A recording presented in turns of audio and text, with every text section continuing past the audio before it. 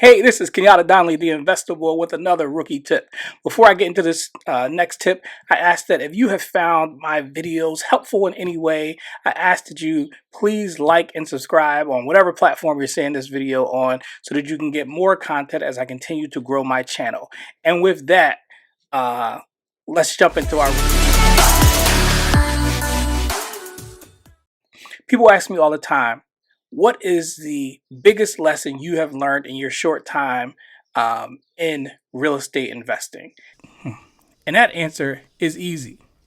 Buying with cash is not a flex. First started out, I didn't really understand the financial piece. I didn't understand the piece around using other people's money. I heard people say it, but I didn't really know how it worked. And frankly, it was a little bit scary.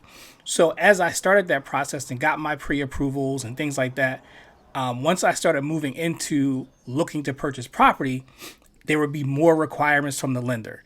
They wanted to see comps on the property. They wanted to know the scope of work for the renovation, just basic things that are part of the process. But because I didn't know the process, it kind of scared me a little bit, almost as if they were trying to find a way not to give me the money, right? So rather than go down that process, I decided, well, I'll use my own cash. And that's what I did. I used most of my own cash to fund my first deal, primarily using cash for the purchase and most of the renovation, and then using some business credit cards as well. So cool. Now I've got this property. It's renovated. It's free and clear. I don't have any mortgage, but now I have over $150,000, $160,000 of my cash tied up into this property until it starts to cash flow or until I decide to flip it.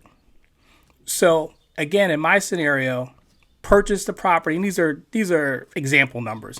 So let's say you purchase the property and it cost you $100,000, right?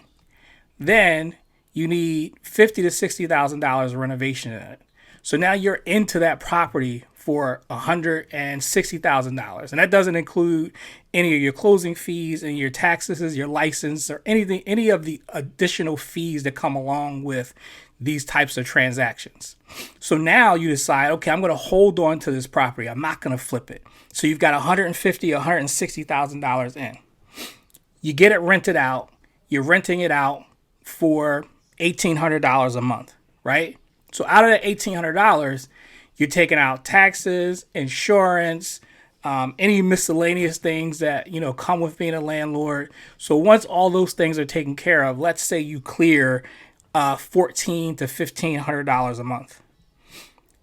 Given that rate of return, you're looking at about 107 months or 9 years before you can get your cash back out of that property.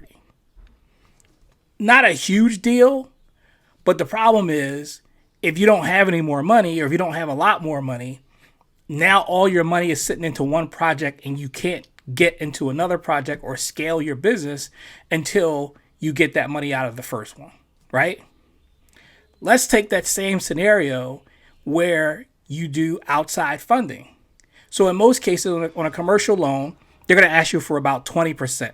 So let's use the same scenario. The house is $100,000.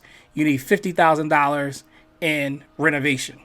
So in most cases, assuming you got decent credit, 640, 650 for a commercial loan, they're going to ask you for 20% down on the purchase. So they will finance 80% of the purchase, and typically they'll finance 100% of the renovation, right? So now on the same deal of 150 or 160 acquisition costs, you're only putting 20% of the purchase. The purchase is $100,000. So you're only putting $20,000 down. So now all the other math is still the same. So you put down the $20,000 down, you got the loan, you finish your renovation, using the borrowed funds, you rent the property for $1,800. So now based on that $100,000 or $150,000 loan, you may have a mortgage somewhere in the, $1,400 range, depending on, your interest and how much insurance they escrow. But your debt service will typically be principal and interest plus escrow for your taxes. So you add all of that up, right? And let's say, that puts you at about $1,400 a month, right? So that leaves you with about $400. So you're not cash flowing as much as you would in the first scenario, but the first scenario, the cash flow isn't real because you're still paying yourself back. In this scenario, you've only got $20,000 into the project. You're cash flowing $400 a month after all of your expenses, and you've only got $20,000 into the deal. So you take that $20,000 and you divide it over the $400 a month that you're getting in cash flow, and now you'll get your money back in about 4 years, and instead of about 9 years, right? That's the difference. And instead of having a full $150,000 into this project, you only got 20, right? So now you have, so let's say 150 is all that you had. Now you still have $130,000 to put into other projects, and you still have a cash flowing project that you finished and that you have on the market that's leasing. So again, I'm brand new at this.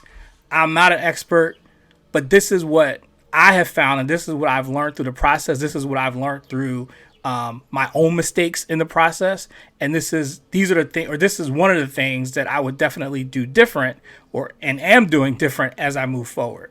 Using other people's money, in my opinion, and all of the people who've been successful, is the best strategy for being able to grow and expand your business without using all of your own cash flow.